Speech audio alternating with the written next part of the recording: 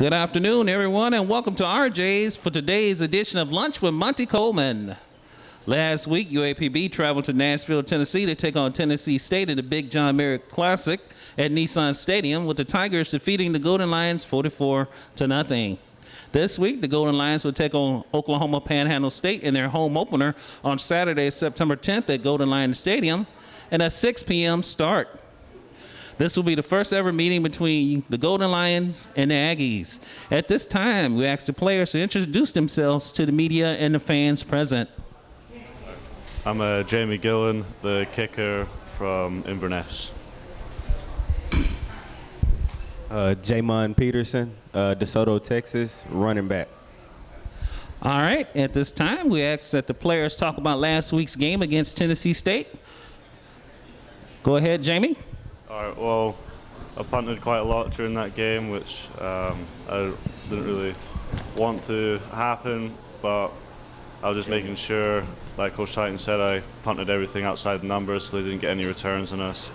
And only did one kickoff, but I was hoping for a better result from the game like everyone else, but we just need to put that behind us and then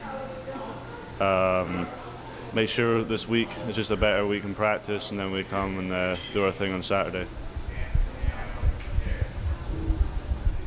Yeah, we started off a little rocky, but hopefully we could get it going. We just ready for practice. We're gonna make sure this is a great week of practice, and make sure we're ready for Panhandle, so we won't have the same results we had last week. But we're gonna be ready. All right, what film have you seen on Oklahoma Panhandle State as of right now? Nothing right now, but we're preparing today and tomorrow every day. So every day is a stepping stone to get better. So we're going to be ready.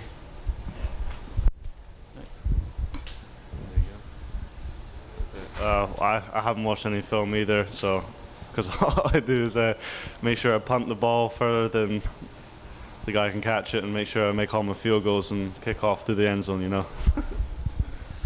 All right. At this time, we have opening comments from the top dog himself, head coach Monty Coleman. I want to thank Ms. Nikki once again, Ronnie, for allowing us to have the press conference here at RJ's. It was disappointing last Saturday. There was some bad things that happened to us, most self-inflicted.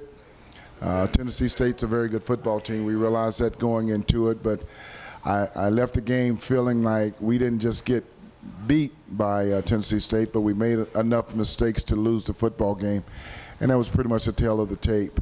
I thought it was a two-half football game. I thought we played well the first half of the football game, but the second half we didn't play very well. We made way too many mistakes to give us the ability to win the football game. There was a lot of good things. We are still playing a lot of young guys. Our two safeties who are freshmen, Merriweather and Odom, I thought they played well. Willie Duncan, middle linebacker who was on the show last week, he played well. And we had some defensive linemen also to play well. On the opposite side of the ball, we wasn't able to get into the right groove like we wanted to. Our bread and butter is going to be running the football and then throwing the football, but we became one-dimensional because we couldn't run the football early on, and plus we got behind, so it forced us to to pass the ball. And anytime you do that, they're going to pin their ears back and they're going to come after us. So overall, yeah, very disappointing to lose the football game. I take my hat off to Tennessee State because they played well, but I didn't think we played well. I am very optimistic. If I can compare this team to last year's team, this team has a whole different attitude. I noticed after the football game, they realized their mistakes and they're eager to get back to practice so we can make up for the mistakes and also get ready for this next game. Oklahoma Panhandle scares me. They're a Division I school on paper, or by division, but on paper they actually are a Division I football program. They're a Division II football program on paper, but in actuality they're Division I. A lot of the players that they have couldn't, because of ACT scores or other grade issues, couldn't get into the Division I. So where they go Division II. So this is going to be a big task for us. It's a season opener at home, and we're asking all of our fans to come out and help support UAPB football. Have you watched film on Oklahoma Panhandle yet, Coach? Yes. Yesterday was the players' day off, but we came in Sunday. We worked Sunday. We also worked yesterday, and they're a good football team. They lost last week. I forget to Sam Houston, who's a good football program also. So right now we have watched film on them. They're very aggressive. They've got some very good football players, and it's going to be a good game for us, good rebound game for us at home to get us back on track. What does Oklahoma Panhandle do well on the field? Well, looking at them from an offensive standpoint, their best suit right now is throwing the football. They've got some very good receivers. Their tight end is not very big, but he has great catching ability. Their receivers are shifty. Basically, their offense is the type of offense, watching them on film, is going to take what the defense gives them. So if we're playing off, they're going to just run little hitch routes. They run the out routes. They don't try to stretch the field a lot with their receivers, but on occasion they will. They did hit Sam Houston with a couple of big plays downfield, so we've got to be very disciplined defensively to make sure that they don't get behind us. And they will throw the run in there. The run is kind of a secondary thing for them, and I think their number one suit is going to be throwing the football. What did it look like defensively? I have not watched the defense. I'm a defensive coach, so I leave that up to Ted White them.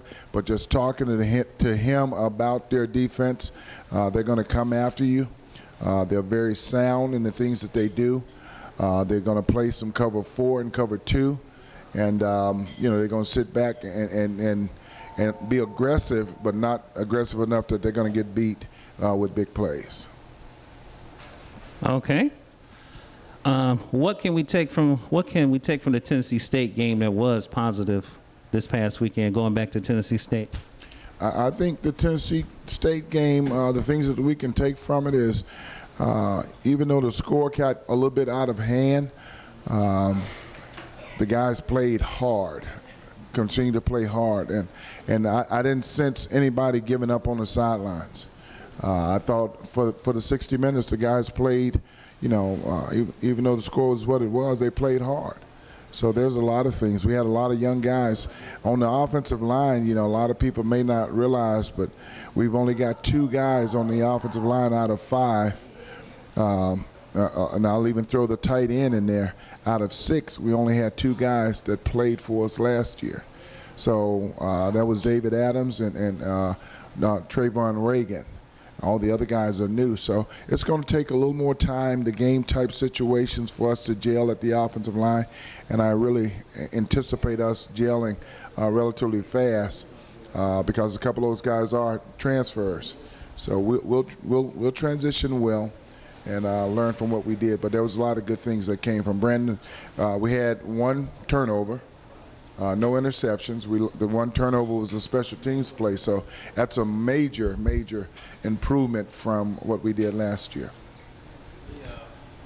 The field position killed us. Yeah. Jamie was punting out of the end zone numerous times. Yeah.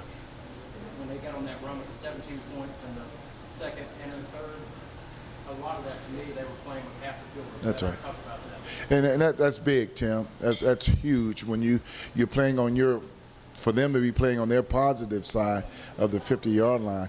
And they did that several times. Gave them a short field. They were able to capitalize with touchdowns on occasions. We were able to stop them and made them punt. But they also kicked field goals early in the game that gave them that 6-0 lead over us. So that's big. That's one of the things that we want to do. We want to have the big punt returns. We want to stop them on defense to give us a short field. And they were able to do that. A lot of times we were able to move the ball offensively, but we stymied ourselves because of penalties, and all the penalties came at a very bad time to keep us from moving the ball down the field.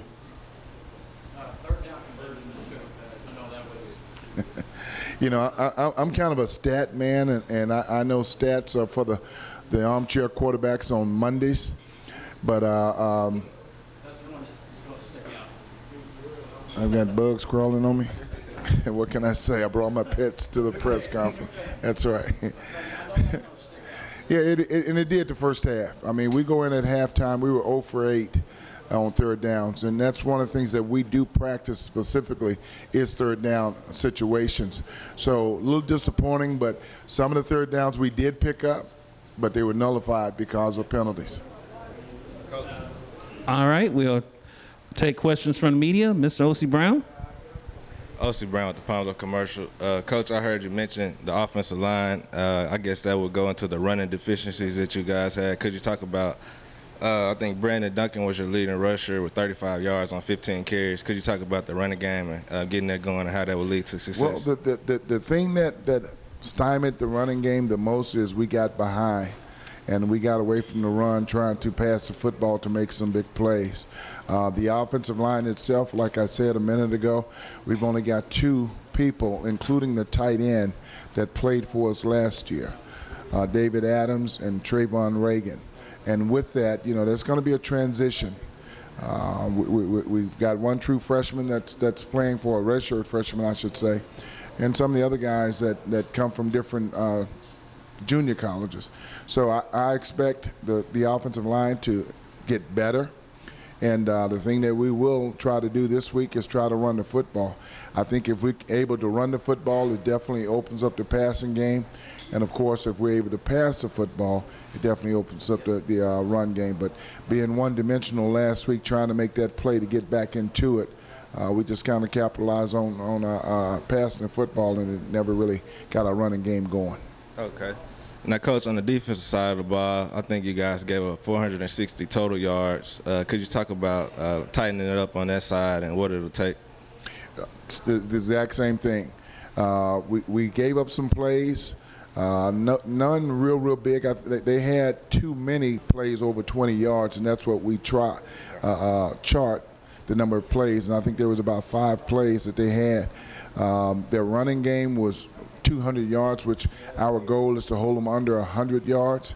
Their quarterbacks, they had 2 quarterbacks, and I think they kind of led the way. Well, another running back actually led the way in carries. But, you know, that's one thing that we've got to do better defensively. You know, we took some gambles. We made some bad judgments as far as when we jump for the football and certain things. But it goes back to penalties. When we did stop them defensively, we had a face mask called, we had an offsides called, we had something that kept their drive alive. And for us offensively, those are the things that kept us from having our drive, keeping our drive going. Okay. Now, Coach, you decided to go with Duncan the full way. Was there any time that you thought about going with somebody else, or No. going into this week, will Duncan be the guy? Duncan is the quarterback. We evaluated the guys from spring ball all the way through training camp, and it was a 5-horse race between all the quarterbacks, and Duncan actually won out. So, you know, the thing that I don't want to do is put a little indecision in his mind that if he messes up one play, then he's got somebody waiting in the wings. I want him to take control of the offense and lead us to our victories. And right now, he's the man for the job. All right. Now, Coach, with an unfamiliar opponent coming in like Oklahoma Panhandle State, could you talk about preparing for them and the preparation this week going into the game? It's business as usual. You've heard me say on this interview or this press conference before that I don't really worry about the other teams. It's what we do, and that's what we're going to concentrate, getting back to the type of football that we know that we can play and should play, and then we'll take all commerce. But last week we didn't play well enough to win a football game. We played just bad enough to lose a football game, and that's the reason why it was the way it was. I thought the first half of last week's game against Tennessee State, I thought we played well. There was a lot of positives, but we didn't finish. Now what we've got to do is go back to the drawing board and come back out this week against Panhandle and play Golden Lion type football. All right. Thank you, Coach. Thank you, O.C. Are there any more questions for players or coach? If not, just a reminder, go to Lion fans. Your Lady Lions soccer team will host Harding University on Sunday, September 11th at 1 p.m. at Pomfrey Stadium. Also, your Lady Lions volleyball team will have back-to-back matches at H.O. Clemens Arena on Friday, September 16th and Saturday, September 17th, and a 6:30 start both days. UAPB would take on Texas Southern on Friday, September 16th in their home opener, and will take on Prairie View A&M on Saturday, September 17th. So come on out and root your Lady Lions soccer and volleyball teams on to victory. Also, ladies and gentlemen, the UAPB Department of Athletics will hold its second annual Legends and Legacies in the evening with NFL stars on Thursday, September 22nd at the Clinton Presidential Center in Little Rock, Arkansas. For more information, contact the UAPB Office of Development at 870-575-8701. At this time, let's thank Miss Nikki for letting us come out and have lunch at her establishment today. Once again, thank you for coming out and have lunch today with us, with Monty Coleman. Until we meet again, keep those emails and Twitter alerts coming in and have a wonderful Golden Lion Day.